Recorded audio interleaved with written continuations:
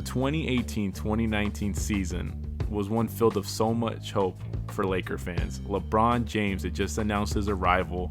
We had this young, fresh team with Luke Walton. People were really high on us. After LeBron's injury on Christmas Day, you guys know what happened. It turned bad pretty quick. In the last 30 games or so, it was over. We punted. We were basically left with Kyle Kuzma and Alex Caruso.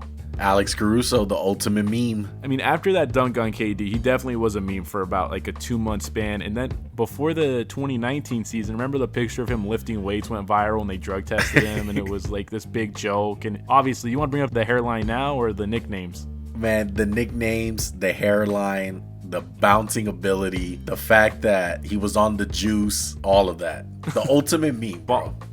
Bald Mamba, Bald Eagle, Go, AC, White Mamba 2.0. Those were not names given to him because of his play. They were given to him because of how he looks. He looks like a normal white guy. I hate to say it, but that's what he looks like. But those nicknames do this guy a disservice. Because, bro, he is for damn sure not a joke no more.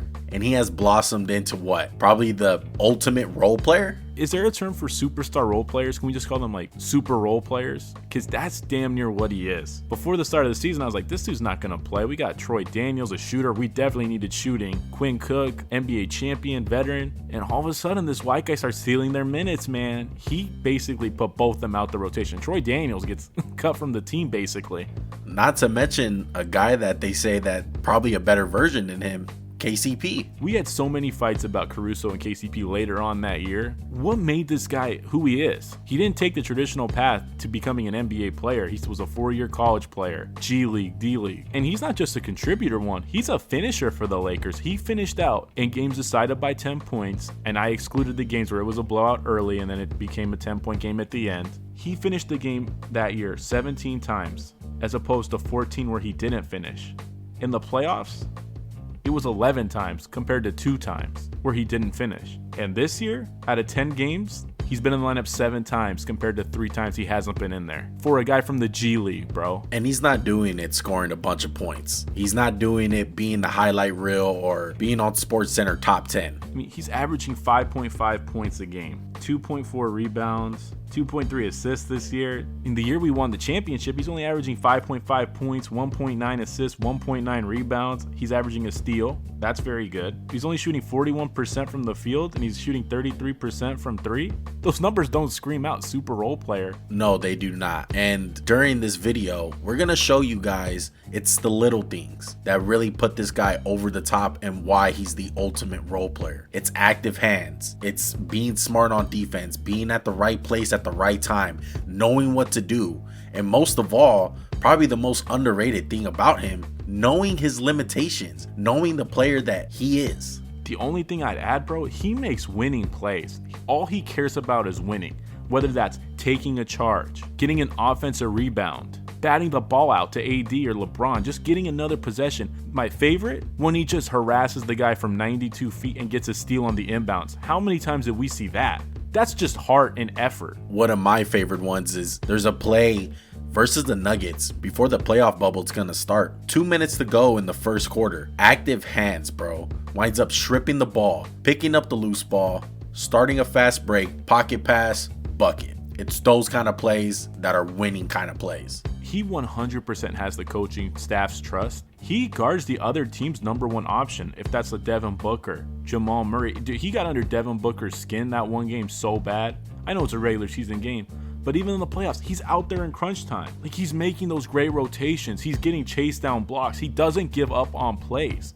That's something that's so underrated. He doesn't just watch when he makes a bad pass. He wants to cover up the bad pass. He's going to do whatever it takes to make up for the mistake. And you can see that by the way the Lakers players react to him. They get so hyped when he makes like one of those plays. Like, he has the respect of all the guys. There's a play against Detroit where he dunks the ball and LeBron jumps up, Dwight jumps up, Kuzma jumps up. He has their trust too. And most importantly, he has LeBron's trust. How the hell did he get that? Because once you have that, you're golden. Yeah, you bring up LeBron and having the ultimate trust. We found this out from via JJ Redick's podcast. He was talking about when he felt like he gained the respect from LeBron James.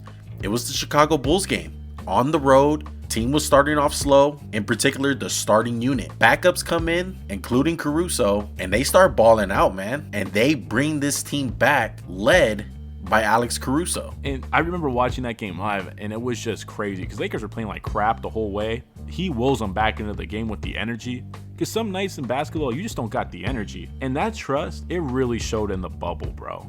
He's out there guarding James Harden. He's out there guarding Dame Lillard, CJ McCollum, Jamal Murray, Jimmy Butler, Tyler Hero. And when you think about the teammates LeBron really we like prize over everyone else, it's about the 3-and-D guys. It's the J.R. Smiths, Ray Allen, Shane Battiers. But this guy doesn't shoot threes like them. So how does he do it? It's being unselfish. What does LeBron want? He's the most unselfish superstar we've ever seen, right? Yeah, and he gets criticized for it. I think him passing the ball and giving up a game-winning shot is the testament on how unselfish he is. And I think Alex Caruso embodies that term of unselfish to a T. And just like LeBron, he doesn't give a shit about his stats. He just wants to win games. And like I said earlier, it's all about the winning plays with this guy.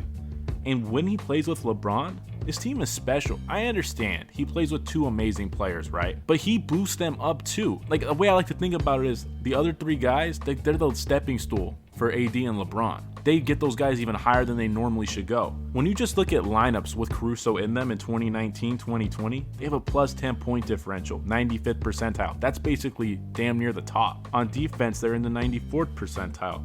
But this year, and I get it's only been about 20 games, 25 games, they're outscoring their opponents by 17 points a game. They're in the 99th percentile.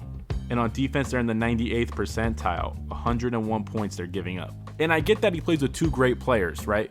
But it's five guys out there. It's a 5 lineup. He's one of the better players on the Lakers. There's no disputing it. And you touched on this earlier when you talked about him knowing his role. What was his biggest weakness heading into this year? 3-point shooting. Last year, he shot 34% on catch and shoot threes. This year, it's up to 44%. He's not a high volume shooter, but you love to see the improvement. It just makes him more valuable, more dangerous.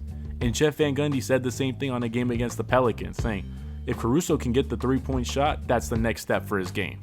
He's got it now. If it holds steady, he's basically going to become that 3-and-D mold.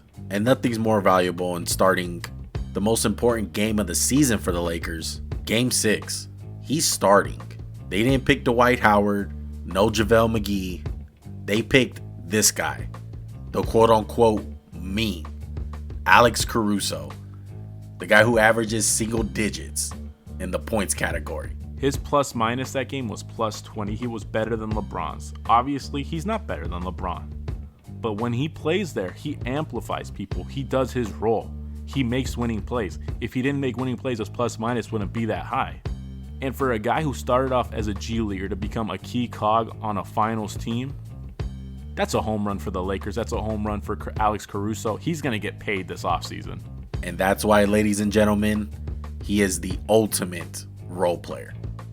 Well, guys, that's going to do it for the video. We hope you guys enjoyed it. And if you like this type of content, make sure to hit the like button down below. We really appreciate it. Comment down what player you guys want us to do next.